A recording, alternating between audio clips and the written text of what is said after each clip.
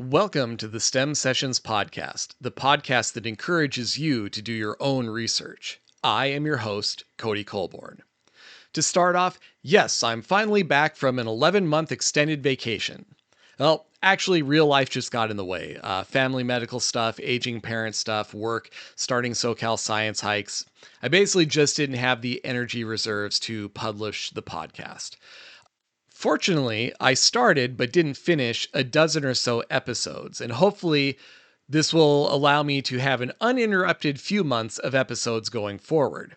Now, during my absence, I tried several workflows to improve my productivity, none of which really worked. Basically, I just had to kick my own ass a bit.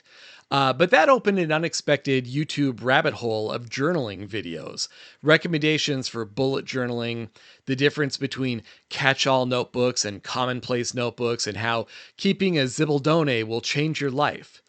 I think some people spend more time journaling than doing actual work. Regardless, it made me think about the tools and methods that I use for taking notes. And since taking notes is foundational to most endeavors in STEM, I thought it would make a cool podcast discussion.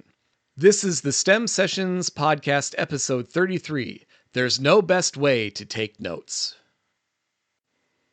Keeping notebooks, paper or digital, is really nothing new to me. I have nearly every notebook from high school and college, for example, and they clearly show an evolution in how I've taken notes over the years.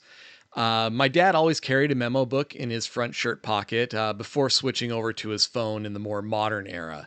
And I also learned from him that the meaty part of your palm at the base of your thumb is a great space for jotting down a quick note or number you need to remember. So I've long been a note taker, though my method has definitely changed over the years. And my method also differs by setting, whether I'm at work or at home or on the trail.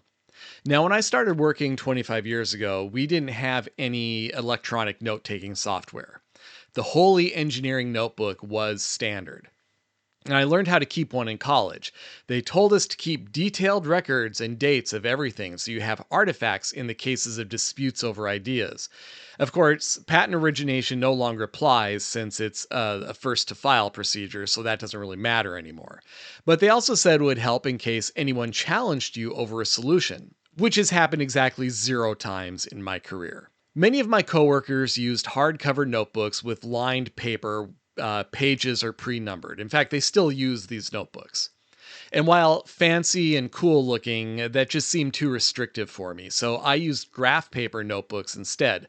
I just found it was easier to draw charts, graphs, and diagrams.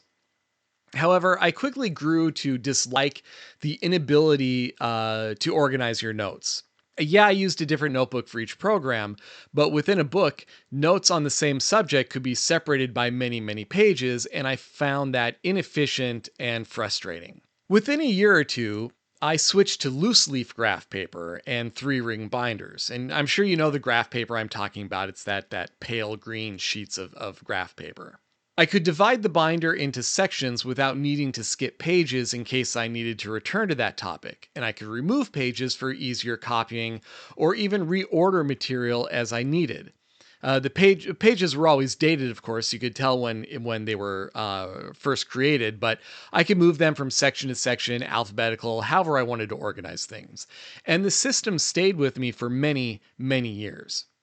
Eventually, my company switched to the Microsoft Office suite, and with it came OneNote. And I was an early adopter, which is something I'm usually not, but it just made sense to me. There was even more flexibility, perhaps too much in some circumstances.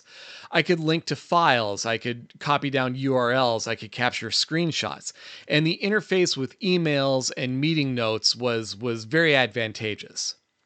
Now, when we first switched, I was using a desktop, so I would still use a notebook in meetings or in the lab and then transfer those notes into OneNote when I got back to my desk. After moving to a laptop, my note taking is almost 100% digital now. I carry a small memo book with me in case I need to write down something when I don't have my laptop, but other than that, everything is in OneNote. I developed my own style of to-do lists. I maintain a running bibliography of all my papers. It's really just the best for record retention and recollection. That is, until your hard drive dies, which mine did. And because this was still 5 or 6 years ago when this happened, we weren't yet backing up everything to a OneDrive or a similar, online backup at the time. So I lost years and years of notes. I was traumatized. Fortunately, I was able to recreate a lot of that from my email archives, which are backed up online. And eventually, I just learned that I really didn't need all that history in the first place, and the trauma dissipated. Now, at home, I use physical notebooks and OneNote synced between my phone and laptop. Day to day activities like to do lists are tracked in memo sized grid notebooks. I also use them to record data like flight confirmation numbers, contact information that might pop up, just anything I need to do on the fly. I manage several of these working notebooks in parallel, essentially one for every major subject. For example, there's one for general notes, another for the STEM sessions, another for SoCal science hikes.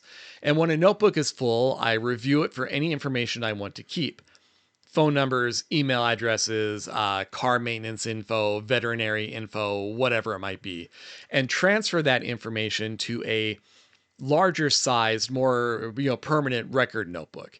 I also transfer the information into OneNote so I can access it from any location, and more importantly, it's a lot easier to search.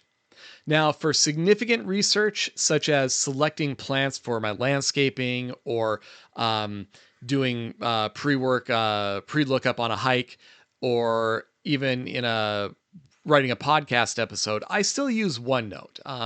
I copying and pasting screen caps, retaining URLs just make it a much better choice than paper. In fact, I can't even imagine doing all of that on paper. It would just be just way too difficult. But the main advantage of paper, at least in my opinion, is recording those aha moments when an idea pops into your head. It's just so much easier to quickly sketch the concept with pencil and paper than it is drawing with your finger or even a stylus on a phone.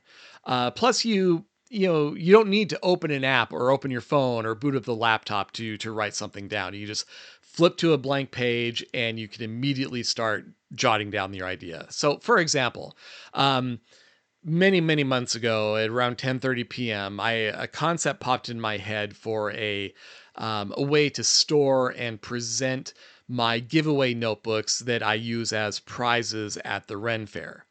When it happened, I grabbed my Guild notebook, and 15 minutes later, I had a fully formed idea with detailed sketches all written down, and I was able to go to sleep and not worry about forgetting it. Now, moving away from work and home is one area in which I exclusively use paper notebooks, and that's hiking or other outdoor adventures. The tradition of keeping a field journal just has a romantic and historical aura about it that I really enjoy carrying on. When I'm on the trail, I carry a pouch containing a pencil, a mini Sharpie, a set of mini colored pencils, a few index cards, and a memo book. I think there's also generally a straight edge ruler in there as well. Sometimes a magnifying glass also. And I use this kit to record observations and thoughts while on the move or stopped on breaks. The colored pencils are there so I can make sketches of birds or different flowers, because I found that being able to sketch out the color details is a lot better than writing them down, because oftentimes what I write down, it doesn't always jog the same memory, later in the day that a kind of a full sketch does. Yeah, I do definitely have my phone with me because I use it to take photos. But I just find taking real time in the field notes on a phone to be, well, not enjoyable. Depending on the lighting, the screen can often be too dark. So the brightness has to be turned all the way up, which drains the battery and can make the device run hot. Or you have to find shade, which isn't always immediately available when hiking through Southern California's chaparral or foothill areas. Pencil or pen on paper is always visible, regardless of the lighting conditions. And if it's dark, Just have a headlamp or a flashlight. Now, when I get home, I use all those notes that I wrote in my field notebook to write a more detailed entry in my field journal, which is a larger format notebook. I highlight the plant and animal species I observed, color coding first time observations. I note the weather, the trails I traveled, and just other thoughts. I'll also print out a map highlighting the trail that I took, kind of notating where significant finds were located. And the result is really kind of part personal journal and part scientific documentation, which is really, in the vein of all of the historical, field journals that are out there.